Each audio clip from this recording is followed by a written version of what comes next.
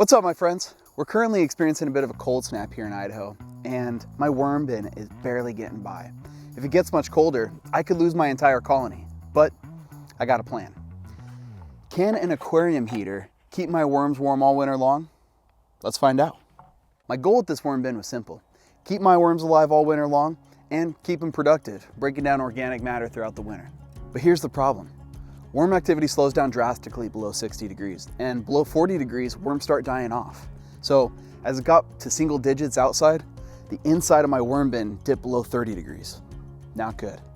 You might remember from my last video, but I built a hotbed underneath this worm bin to help keep those worms cozy through the winter.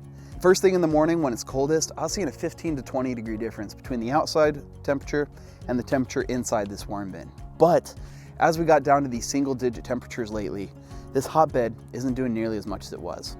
I figure I better do something quick to save my worms because we got another cold night coming. So I'm stealing a concept that I've seen people use to heat their greenhouses using an aquarium heater, a bucket, and some thermal mass.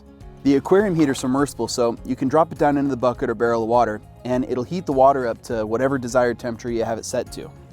It's a relatively efficient form of heat when compared to other electric heaters, but has the advantage of being able to retain a lot of that heat in the thermal mass of the water. And we'll take that thermal mass a step further by burying this bucket in this organic matter, so this bucket will heat up all of this dirt that will then keep my worm bin warm. Now, as far as my worm bed goes, I was really impressed with it right out the gate, getting quite a bit of heat out of it. But as things have gotten colder, it's gotten a whole lot less efficient. So I turned to Google. After doing some research, I realized the microbes responsible for creating heat in this hotbed need some heat themselves. If it's too cold out, the bacteria and fungi slow down drastically, really slowing down the decomposition process, which is where the heat comes from. So by adding the heated bucket to the heart of the hotbed, it's going to help those microbes stay productive and keep creating heat. So not only is the organic matter acting as a battery, capturing the heat from the bucket and storing it for later, but the organic matter is also creating its own heat, helping to reduce the load of my aquarium heater. But this is all just a concept that makes sense in my head. So let's put it to the test and see how it works. All right, so let's get these boards off the front. We can take these off and then we can dig out enough dirt. We'll be able to fit that bucket there in the middle.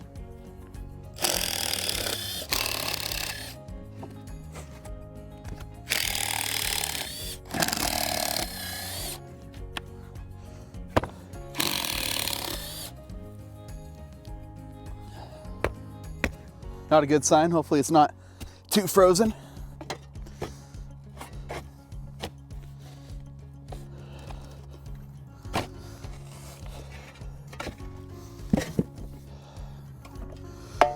Oh boy. Digging through frozen dirt, my favorite. Pretty interesting looking at these layers.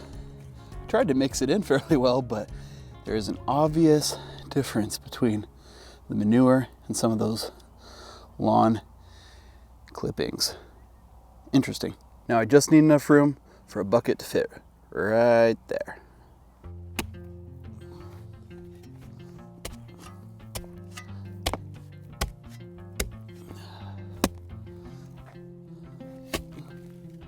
Reminds me of building snow caves. You can kind of break the ice off in cubes, get it out.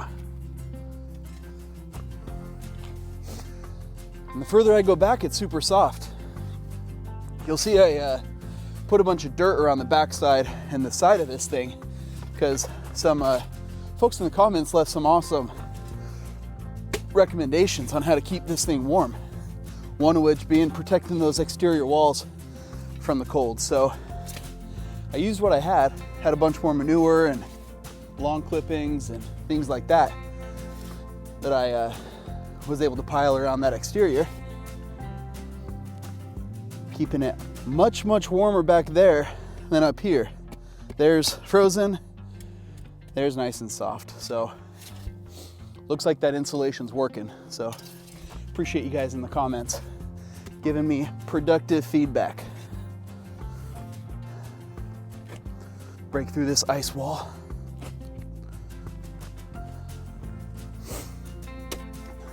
All right.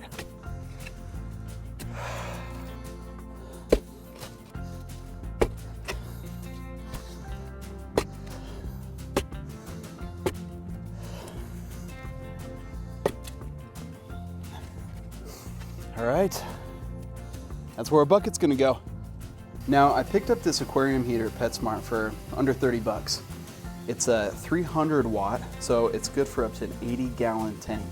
I figured that should be a good start to help heat this bin, keep those worms productive. Now, I went with a fairly deep bucket with a screw-on lid because I want to retain as much of this moisture as possible, and I hate to lose a lot of it due to evaporation, have to dig out the bucket. So, went with an extra tall one that's going to help hold as much of that moisture in here as possible, not lose a lot of it to steam. And I was able to make a small hole in the top using fire and some duct tape to cover up the excess size, but then I was able to run the power cord up through here, so you can see that hole that I burned. Run the power cord up through here and keep any debris from falling in, as well as steam from evaporating out.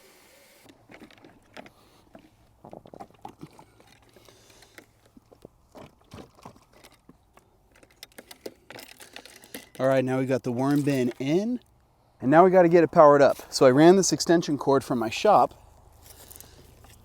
We'll plug in that aquarium heater with, and then shove that connection down under there so it's protected.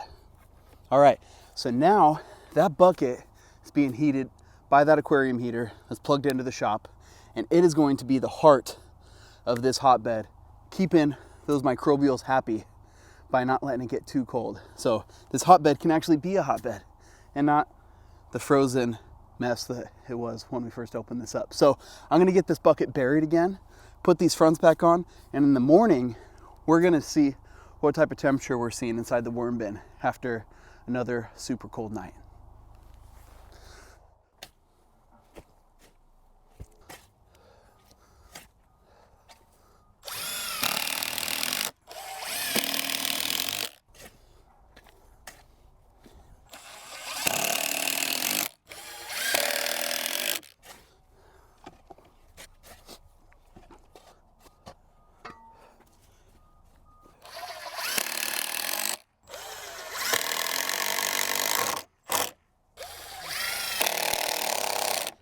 All right, that's it.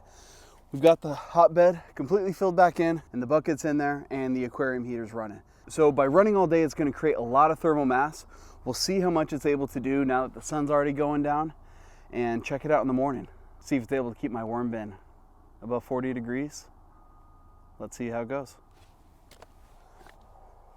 All right, so it's the following morning. It is 12.5 degrees outside, and inside the worm bin, 47 degrees. Awesome.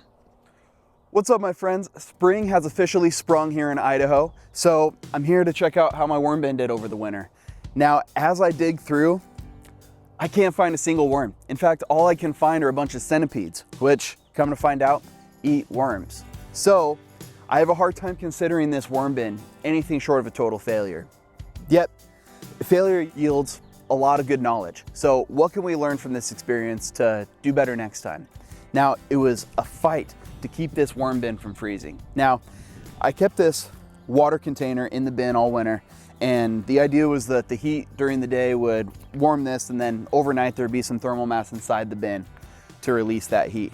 Now, when I would come out and check the bin, I never at once saw this frozen. So I know that the worm bin was able to stay above freezing through these cold temperatures, but the worms want temperatures about 50 degrees or higher if I expect them to keep working through the winter.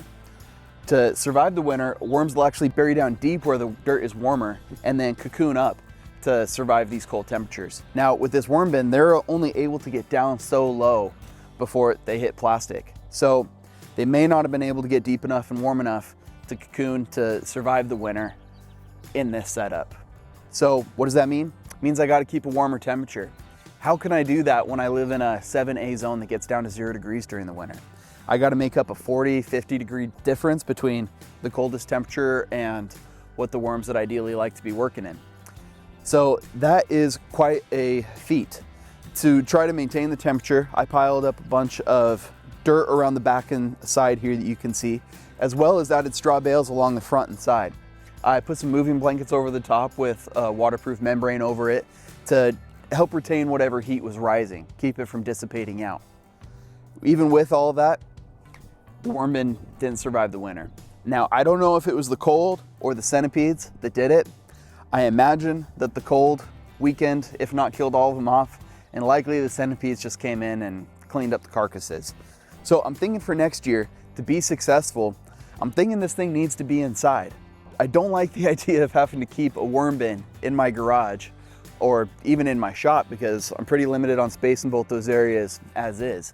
So if there is any way that you think that I could get this worm bin to survive the cold temperatures, please go down in the comments and give whatever recommendations you have. I'm wondering if I were to start this hotbed earlier in the year, get it producing more heat earlier, if I would have better luck getting heat from the decay of all that organic matter. Also, where I buried that bucket so late, I think that all of the dirt around that bucket wasn't very well compressed. So I don't think that it was able to conduct much of the heat from that bucket. I think it more so insulated that bucket because the aquarium heater didn't actually have to work that hard to stay running. It would only run a few minutes every hour to maintain its temperature. So I'm thinking that the heat from that aquarium heater wasn't making it up to the worm bin as much as I hoped that it would. So I don't want to give up on vermicomposting. I would love to be able to keep this outside year round. I'll go ahead and operate this where it's at through the summer. It's really convenient being adjacent to the garden and my other compost piles.